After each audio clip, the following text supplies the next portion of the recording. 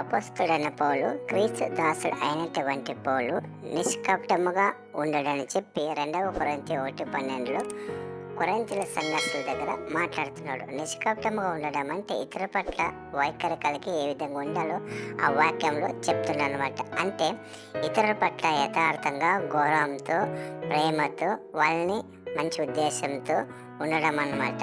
అంటే ఇక్కడ ఏం జరుగుతుందంటే ఉన్నవారు లేనివారు పేదవారు శ్రీమంతులు అని చెప్పి ఆ విధంగా వైఖరి కలిగి వాళ్ళు ఉండేవారు అనమాట. అందుకే పౌలు ఏం చెప్తున్నాడంటే దేవుడు స్వరూపంలో సృష్టించుకున్న మనుషుల్ని ఆయన దాసులుగా పిలబడిన వారిని ఆయన బిడ్డలుగా పిలబడిన వారిని ఆయన ఏ విధంగా ప్రేమించినాడో తన రక్తం పెట్టి ఏ విధంగా ప్రేమించినాడో తన ప్రాణం పెట్టి అదే ఒక ప్రేమతో అదే ఒక ఆలోచనతో అదే ఒక మనసు కలిగి మీరు ఇతరుల్ని గౌరవించే విధంగా ఉండాలని ప్రేమించే విధంగా ఉండాలని చెప్పి దేవుడు చెప్తున్నాడు అనమాట. అందుకే 2 కొరింథీ 11:1 క్రీస్తుని పోలి నడుచుకోవడం చెప్తున్నమాట. క్రీస్తుని పోలి నడుచుకోవడం అంటే దేవుడు తన బిడ్డల పట్ల ఏ వైఖరి కలిగి ఉన్నాడో ఏ విధంగా ఉన్నాడో మనం కూడా అదే విధంగా ఉండడమే ఈ యొక్క వాక్యం ఒక ఉద్దేశం సారాంశమై ఉంటుంది. ఈ యొక్క వాక్యం ద్వారా దేవుడు మిమ్మల్ని దీవించి ఆస్వాదించును గాక. ఆమేన్.